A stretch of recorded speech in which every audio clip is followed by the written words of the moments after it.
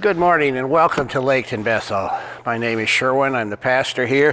And just as a reminder, we have two worship services every Sunday, one at 9 and one at 11. I am currently on vacation, hence everybody, including the people who come to these worship services, will be seeing me on video today.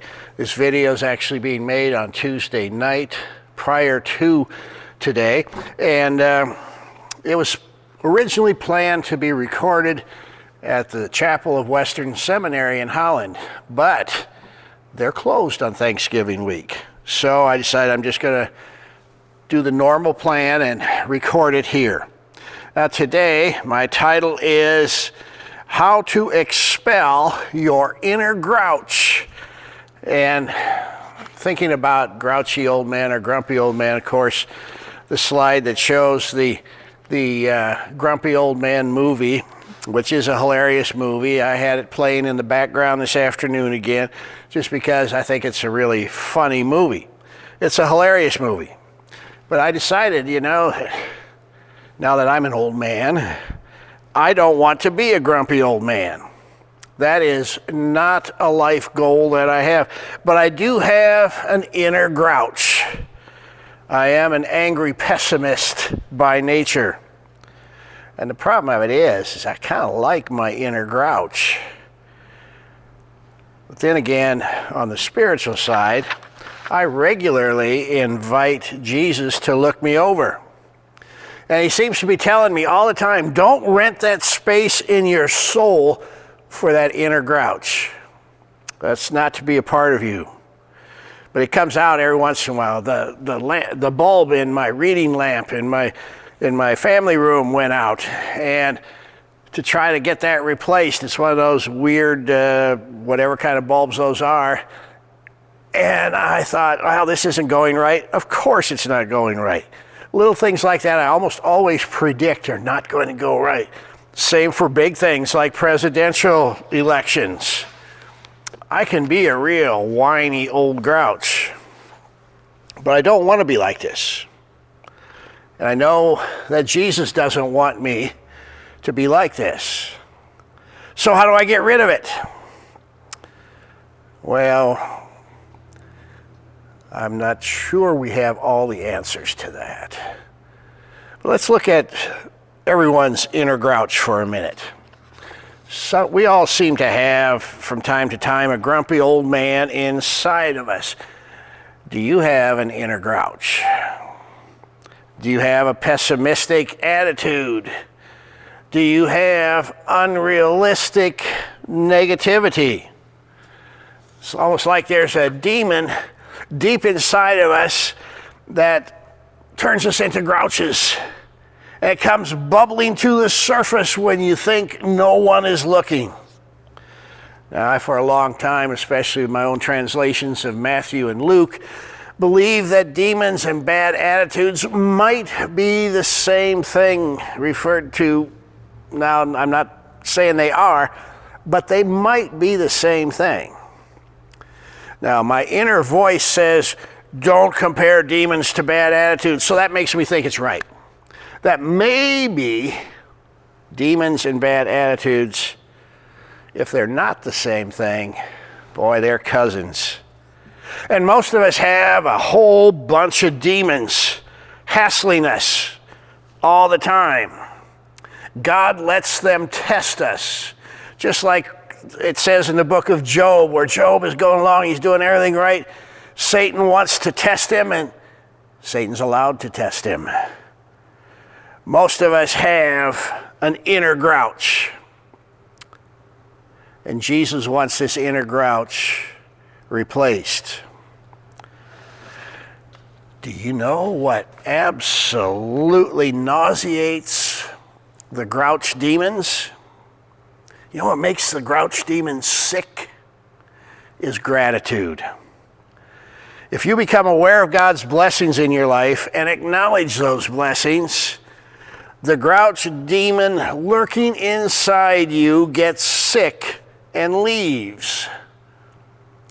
The grouch demon, the whiny, complaining self, is allergic to gratitude. And when he's gone, you overflow with thankfulness. You can replace the inner grouch with what I call radical gratitude. It can be done. Paul has some interesting things to say about this. First, from Ephesians chapter 3, he says this: I pray that from his glorious, unlimited resources, he will empower you with inner strength through his Spirit. Paul prayed that this first generation of Christians would get strong on the inside. Not to be weak, whiny people, but to be bright and strong and not weak and grumpy. Because grouchiness is a sign of weakness, but gratitude is a sign of strength. Paul goes on with this, verse 17, he says this: then Christ will make his home in your hearts as you trust in him. Your roots will go down into God's love and keep you strong. Look at that. The roots will go down into God's love and keep you strong. The word for root is radis, same word we get the word radical from. Radical strength, radical gratitude is what we're looking for here. Because of the roots that grow down into God's love and keep us strong. Long and deep roots in God's love. Knowing that God loves you helps expel the grouch. And he goes on, verse 18, and may you have the power to understand, as all God's people should, how wide, how long, how high, and how deep his love is. May you experience the love of Christ, though it is too great to understand fully. Then you will be made complete with all the fullness of life and power that comes from God. What we fail to be cognizant of, what we don't always realize, is just how extreme God's love is for us, that he really does love us intensely. He delights in us. Now we got to get to know that, because it will affect everything. The knowledge that the creator of the universe loves you intensely, it will affect how you walk. Several years ago, I took the kids to New York City, and they decided they wanted to see the filming of the Today Show. I don't know why anybody would want to watch that show, but they wanted to see it, so we did.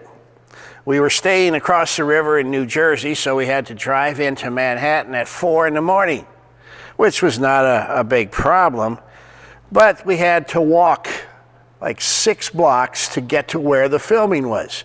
Now, walking between 4 and 5 in the morning in Times Square sounded a little frightening, and it would have been, except there was a cop about every 50 feet. Lots of patrolmen, foot patrolmen out. And so I walked with confidence. I felt like my kids were safe because I could see the cops. Well, God is giving you way better protection than that, and he cares about you way more than any of those cops could. And understanding that will help to drive the grouch away. See, if the grouch is moved into your apartment, into the apartment of your soul, he'll be looking for a new apartment soon. He'll be uncomfortable in your soul. Paul makes another statement in his letter to the Colossians, chapter 2. And now, just as you accepted Christ Jesus as your Lord, you must continue to follow him. Let your roots grow down into him, and let your lives be built on him. Then your faith will grow strong in the truth you were taught, and you will overflow with thankfulness. Now notice Paul's train of thought here. He says to accept and follow. You know, you've already accepted Jesus as your Lord. Now follow him. Report for duty. Do what he's asking you to do. Hang out with him and let your roots go down into him. Build your lives on him. And then your faith will grow strong and you will overflow with thankfulness. And that thankfulness is poison to the inner grouch. You can expel this inner grouch with gratitude, radical gratitude. Imagine your soul as an apartment. And sometimes you sublet things in that apartment.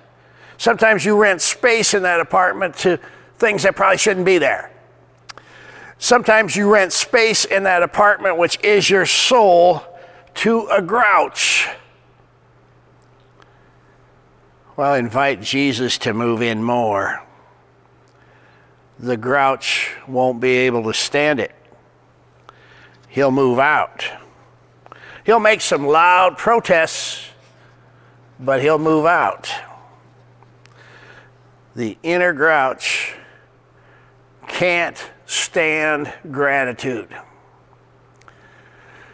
Now, this next slide will illustrate this a little bit. I know it's somewhat unusual to show a slide of rats in a church. When I was growing up, we converted this old dairy barn into a farrowing house, which is a place where mama pigs have their baby pigs. Sows have their piglets. And there were, I think, 12 stalls on each side. And the sows stayed in there until the pigs were about a month old, and then, they were weaned and moved on and so forth. Now, the problem with that is that rats love to eat anything that pigs eat. And so you go through the line and you'd feed all the mama pigs, all the sows, and then as soon as you turned the lights off, the rats would come out and finish it up. Rats like to eat pig feed. Now there's a solution for the rat problem. Since rats were common, we had them everywhere there were pigs, there's going to be rats. But the solution for that farrowing house, for that big old barn, was cats.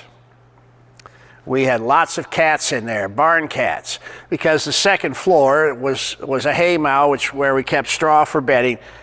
And my dad even built a ramp for the cats to get up there. So much he wanted to keep the cats in there to keep the rats out. He would take his pickup to some place in Sioux City and buy cases of expired cottage cheese. And one of us kids every night would go up into that hay mow with a couple of these big buckets of expired cottage cheese and dump them out. And the cats loved it. They came for it. Now, cats don't very often kill adult rats. They're almost the same size as some cats. But they scare the rats away because cats are very territorial. When I was a little kid, I always thought that when a cat rubbed up against your leg like they do sometimes, I just thought the cat was just being friendly. But I learned later on that's not really the cat being friendly. That's how cats mark their territory. One of the ways they mark their territory is to rub up against you.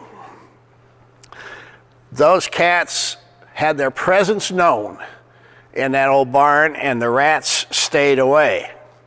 They just went to other places because the cats are territorial. You move the cats in, the rats leave.